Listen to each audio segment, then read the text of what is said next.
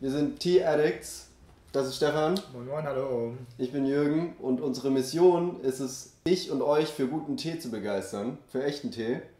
Und ja. Los geht's. Genau so sieht's aus. Und wir haben eine ganze Weile rumdiskutiert heute oder gesprochen, uns ausgetauscht. Und zwar hat Gabriele von Nanor Shan, der mittlerweile in den USA lebt, wenn ich nicht ganz falsch informiert bin. Washington, glaube ich. Ja. Washington DC. Genau. Der hat gestern ein Video rausgehauen und da ging es so ein bisschen um Togetherness und ja, so eine komische Stimmung vielleicht auch zwischen Teeunternehmern oder Teeanbietern und so eine Competition, so ein Wettbewerb, so ein unangenehm. Und er hat halt rausgehauen und meinte, er findet das doof und er findet das irgendwie nicht so richtig oder er fände es schöner, sich darauf zu konzentrieren, wie geil wir alle sind. Und dann haben wir halt so kurz gesprochen und also mein Aufhänger für mich war so, wir wollen dich und euch für Tee begeistern und nicht für uns begeistern. Und also ne, da hast du gleich, ja. Ja, genau, wir haben darüber gesprochen, was ist jetzt hier unsere Message, weil das ist ein Video aus dem Off. Und das ist eine Antwort auf Gabriele zu seinem Call to Action. Ne? Der sagte so, hey, Teewelt, vernetzt euch oder zeigt, dass wir hier keine Konkurrenten sind. Ne? Ja. Also, weil wir sind, also Jürgen und ich, wir stehen auch für so eine gewisse, was hatten wir, Vielfalt, hatte ich gesagt. Und ich hatte gesagt, eine Vergleich und Analyse. Ja. Ne? Und das heißt jetzt nicht, dass ihr jetzt unsere Tees miteinander, sondern mit anderen Tees. Ne? Weil wir wollen ja, dass ihr lernt. Ne? Also, dass ihr mehr Wissen und mehr Erkenntnis da habt. Und wenn ihr jetzt nur bei Tea Addicts, was ich wirklich nicht wünsche, ne? Ich will das gar nicht, dass ihr nur bei uns kauft, sondern geht da raus und es gibt auch viele geile Sachen, die haben wir gar nicht. So, ne? Ich trinke jetzt hier einen Pour, den habe ich jetzt vom Berlin Teas Festival, was irgendwie auch so ein Sinnbild ist für Vernetzung. Ja. Ne? Und ich weiß nicht, also ich finde, es ist eigentlich alles ziemlich geil. Also wir haben keine Konkurrenten, will ich damit sagen. Auch wenn es vielleicht nach außen hin so mag, die konkurrieren irgendwie miteinander. Ja. Aber es stimmt nicht. Ne? Also der Spruch, den du mal, oder das Credo, was du mal rausgehauen hast, war, die Flut hebt alle Schiffe. So, das war irgendwie auch so, wo ich immer dachte, so ja, also das ist so schön bildlich gesprochen und das war für uns irgendwie auch immer so eine Prämisse. Also jeder, der irgendwie im Tee-Business unterwegs ist und jede und alle, wir sind ja alle in gemeinsamer Sache unterwegs. Ja.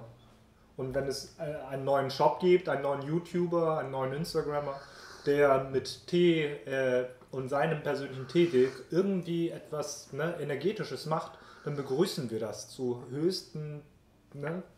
Ich finde das richtig geil. Ich finde es geil, wenn Leute irgendwas machen. Und wir hatten auch gesagt, dass wir heute so ein bisschen Name-Dropping machen. Genau, das war so ja? Ich habe dieses Video von Gabriele geguckt. Und für mich war die Inspiration, okay, wir machen jetzt einfach nur eine Viertelstunde Name-Dropping. Alle, die uns einfallen. So.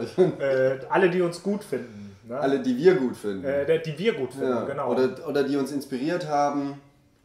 Also, so, ja. Du hattest gesagt, ich fange mit Teek Schwendner an. Teek Schwendner ist für mich irgendwie auch so der Anfang von allem.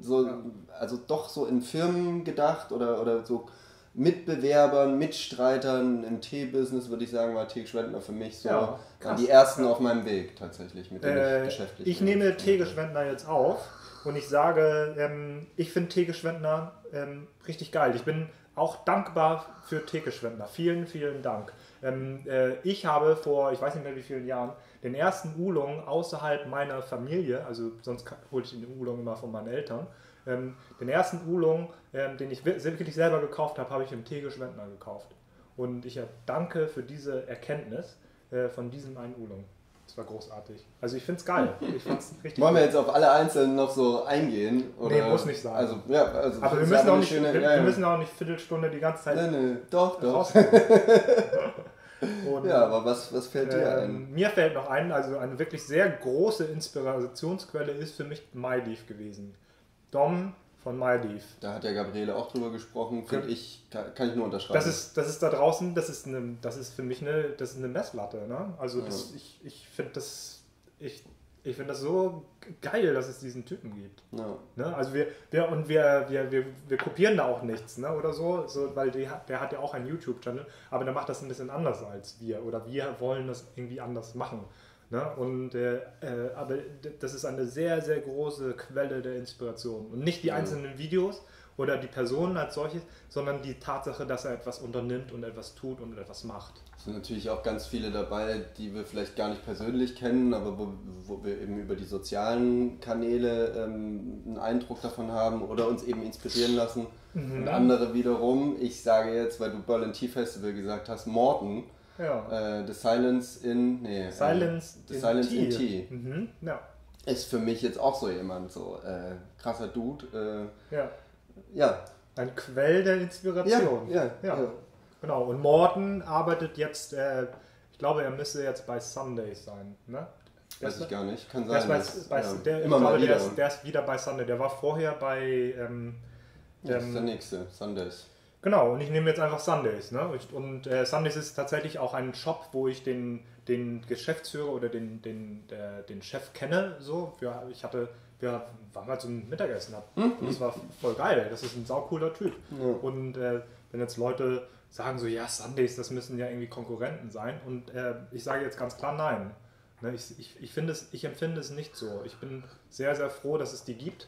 Und Sundays ist auch eine Quelle, die wir gerne empfehlen. Ne, wenn Leute auf Hand sind, die wollen irgendwie noch eine Vergleichssache haben für Sencha und irgendwie aus einer guten Quelle, dann ist Sundays eine Empfehlung von uns. Ne, also ich empfehle die wirklich gerne. Ne? Also das ist, die machen einen guten Job, wirklich guten Job. Und ich war auch bei denen in der Firmenzentrale in Berlin. Das sieht super aus. Das sind alles richtig coole Leute. Also ich habe da nichts. Ich weiß nicht.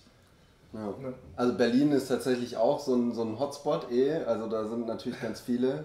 Durch Berlin Tea Festival haben wir natürlich viele da auch kennengelernt. Nanmur Shan ist ja jetzt quasi schon genannt worden, aber ist ja auch irgendwann mal in Berlin da Aufhänger gewesen. Ist immer noch, aber halt online. Ne? Ja. Ich weiß nicht, ich schwanke halt auch so zwischen diesem YouTube-Online-Ding. Da hatte ja Gabriele auch noch wie heißen die, DBT oder TDB. Das sind also die haben ganz viele Videos zu zweit, also ich habe da auf jeden Fall einiges auch schon gesehen und das ist halt auch so ein Ding. Ich freue mich immer, wenn ein neues Video rauskommt und dann manchmal gucke ich es mir komplett an, manchmal nicht und ich denke aber so, geil, da hast du auf jeden Fall auch schon was von denen gesehen. Ja.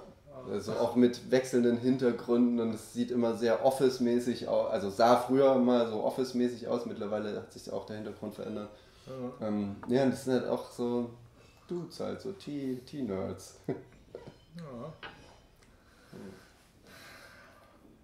Also ich kann dir raushauen ohne Ende, mir fallen 1000 ein. Ja, und ich kann auch sagen, dass wir gerade mit Moritz und mit Rivers and Clouds und mit Shinti, wir batchen jetzt gerade unseren Einkauf zusammen.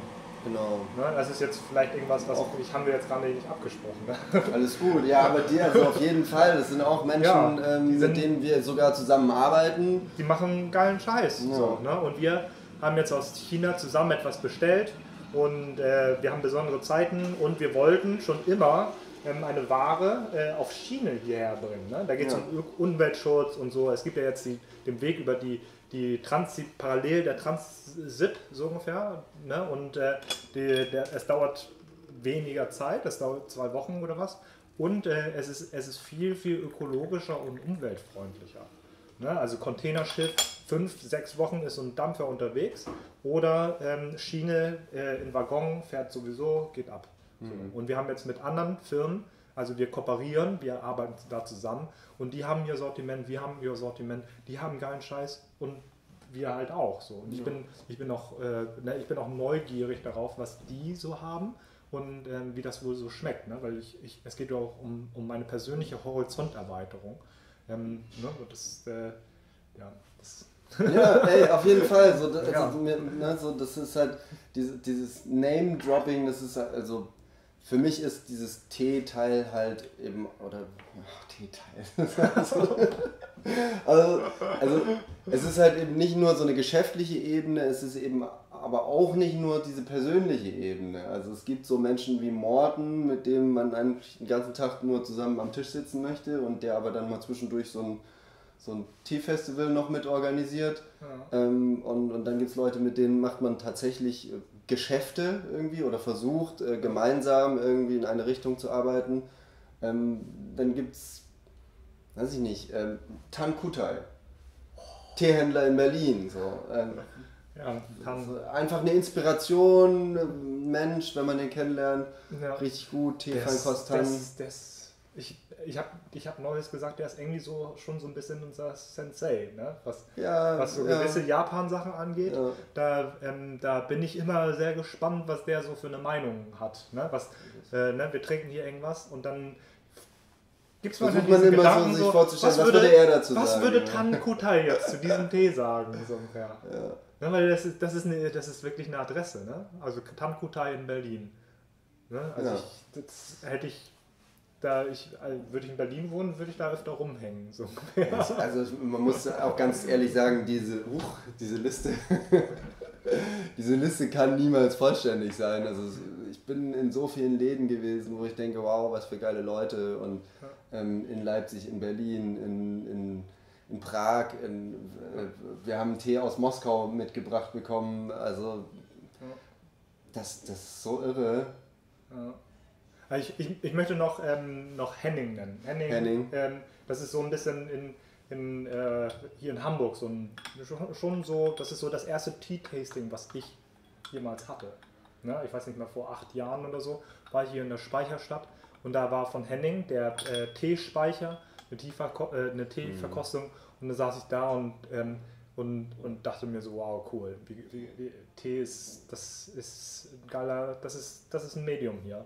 Ja. Und Henning ist auch jemand, den wir hier gerne empfehlen. Also gestern war dieser Typ da, dieser Ukrainer. Ja. Ich habe hier Tee verpackt und wir haben und die klopfen manchmal Leute einfach an der Scheibe, weil sie gehört haben, hier sei eine Teeadresse. Und dann war so, ja, ich suche einen Gaiwan, muss aber etwas Besonderes sein. Und ich suche noch das und das. Und wir geben ganz klare Empfehlungen raus. Und Henning, du bist jemand, den wir hier wirklich gerne empfehlen. Ja, Henning und Tan Kutai hast du mir auch empfohlen, oder nicht? Nee. Oder? Ach, nee. Tan Kutai habe ich jemand anderem neulich empfohlen. Ja, irgendwie war da schon mal was, ja. Ja, aber das mit Henning hatte ich mitgekriegt, wegen Gaiwan, ne? Ja, genau. Die immer wieder fragen, das ist schon fast jede Woche oder so, ne? Kommt irgendjemand und fragt nach einem Gaiwan. Und wir haben keinen Gaiwan. Noch nicht. Mal gucken, ob wir einen haben werden, aber grundsätzlich ist so, ja, wir haben ein gewisses Sortiment. Und das ist auch gut so und ich will auch nicht alles haben. Ne? Das ist gar nicht unser... Ja, vielleicht haben wir irgendwann einen Gaiwan, vielleicht haben wir aber auch irgendwann wieder keinen mehr. Mal gucken. Ja, mal gucken. Ne? Das ist ja so Tierdix. Ne? Wir sind ja da draußen auch hier unterwegs und so und dann kaufen wir so ein bisschen auch nach Gusto ein. Ne? Ja. Und wollen wir Paper & Tea noch erwähnen? Paper & Tea auf jeden Fall, klar. Paper & Tea ist, also wir waren vorhin im Sommer hier bei der Eröffnung, ne? Also die haben hier einen Store in Hamburg, das sind gerade mal 3 Straßen weiter von hier. Ja. Und darüber Blumenstrauß, hallo und so zur Öffnung und Paper & Tea, ich sag immer, ich hab immer diese Autobahn-Metapher. Ne? Und Paper & Tea da bin ich wirklich sehr dankbar darüber. Paper & Tea hat hier für uns Tee, für Independent Tea Traders so ungefähr, hat irgendwie so eine Straße geteert. Ja. Die waren gefühlt so die ersten, die Tee auf ein Podest gestellt haben, auf ein Niveau geholt haben. Das ist für mich so einem gewissen Anspruch gerecht geworden, ne? So dieses Freshe, aber auch so slick, fast forward, was Neues anfangen und sich auch trauen. Ne? Und fand ich auch und so eine gewisse Wertschätzung und eine Modernisierung, Disruption, wie man es nennen mag. Ne? Und ich nenne das immer so, die haben eine Straße geteert, so ungefähr, und wir fahren auf dieser Straße mit, so ungefähr. Und der Nächste, der jetzt irgendwas mit Tee macht, egal ob Blogger, YouTuber, wie auch immer, wir werden dich unterstützen darin, weil metaphorisch teerst du uns allen die Straße wieder einen Kilometer weiter. Ja, und selbst jemand, der eben nicht mit der fetten Maschine voranprescht und die Straße teert, der geht halt vielleicht voran und schlägt halt mit der Machete schon mal ein paar Zweige weg. Und also trotzdem wird der Weg bereitet. Und das ist ja irgendwie dieser Gedanke, egal ob es Mr. Ueda oder Familie Miura in Japan ist oder Dörte hier in Hamburg. Ja. Also so jeder ist ja in der gleichen Sache unterwegs. Ja. Und das ist irgendwie, also das wäre dann jetzt für mich auch noch so dann doch irgendwie ein Aufruf. Ne? Wir hatten überlegt, ob wir jetzt hier sagen, machen wir eine Bucket Challenge und fordern jemanden konkret auf, aber so, es wäre schon so für mich so ein bisschen der Wunsch, dass das ja irgendwie auch jeder, der in den sozialen Medien unterwegs ist, Jemin zum Beispiel, ne? Jeder kann einfach sich hinstellen und sagen so, hey, ich mach mit, ich mach jetzt was. Ich hau jetzt auch mal irgendwie raus, wer mir so alles einfällt, wer auf meinem Weg da unterwegs gewesen ist. Und wie gesagt, die Liste ist wahrscheinlich bei allen Teehändlern oder Menschen, die mit Tee zu tun haben, endlos. Das sind die Leute, mit denen man Tee trinkt, das sind die Leute, denen man Tee verkauft, das sind die Leute, von denen man Tee kauft. Also die ganzen Teeproduzenten, so diese ganzen Familien, die dahinter stehen, das ist ja auch so ein Ding. Oder auch ein Alex in Malawi oder weißt du, also die kannst du endlos. Ja. Also wir freuen uns. Ja, also ich fand's echt so, ich habe dieses Video gestern geguckt und dachte so, heute Morgen habe ich das glaube ich gesehen und dachte so, oh krass, das muss ich irgendwie Stefan zeigen, ich glaube das ist heute irgendwie ein Thema, so, irgendwie müssen wir da mal Name-Dropping machen. Ja, das ist Name-Dropping, ja. Ja gut, dann reicht das? Ja. Können wir uns damit ohne schlechtes Gewissen. Danke Gabriele für diese Inspiration und für diese Anregung. Ja. Und alle, die wir vergessen haben, im Geiste. Ja. Vielen Dank fürs Zugucken, fürs Zuhören. Genießt euren Tee. Tschüss die Tage.